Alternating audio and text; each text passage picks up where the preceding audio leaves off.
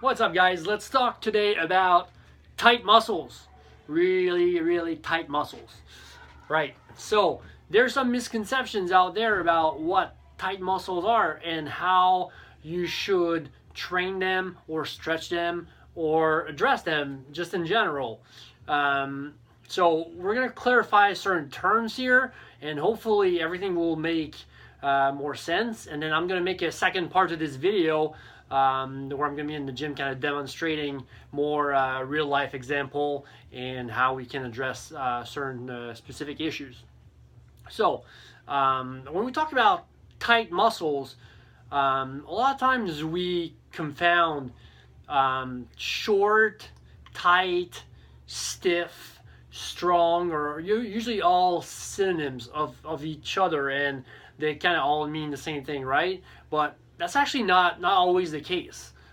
So what I want to show you today is we have muscles that can be short, we have muscles that can be strong, we have muscles that can be long, we have muscles that can be weak. Muscles that are short is often believed that they are also strong, and muscles that are long are also weak. But that's not always the case, and often in certain specific muscles and certain specific situations I see quite commonly, it doesn't work like that at all. One common example is the hip flexors, the psoas, whatever hip flexor muscle you want to talk about. A lot of times people will talk about this muscle like it's something that's tight, right? Because we sit all day, we're in this sitting position in front of a computer, at school, at work, in the car, on the couch, and that makes a lot of sense that muscles would shorten over time because it's always in that shortened position, and that affects a lot of your performance in athletics and in the gym.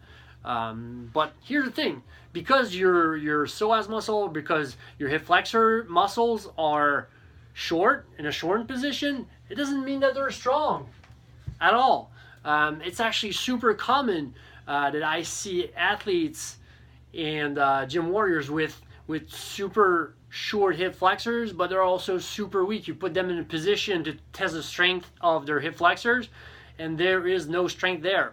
So a misconception is that because those muscles are short and believed to be strong, we shouldn't train them, right? Because we're just reinforcing that problem. But actually, if we train that muscle in a full range of motion, it can actually help the problem quite a bit. And it's the same thing with long and weak muscles.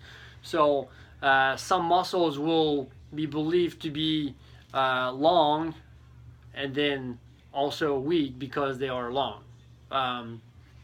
And again, like it's important to understand that long doesn't mean weak and short doesn't mean strong. We can have muscles that are long and strong, which is really, your ideal relationship right here is what you want with most of your muscles in your body. Your muscles that have a lot of flexibility, a lot of mobility, big range of motion, and that can also be strong in that full spectrum of that range of motion. That can be strong in a neutral position to stabilize, that can be strong at end range of motion to prevent injuries and stabilize the joints properly when we move in all these different directions. So we'll keep it short today. That's all I really wanted to explain, is that concept that short muscles are not always strong muscles and muscles that are long are not always weak. And again, short and weak exists very frequently, but the long and strong relationship really is what we should be striving for.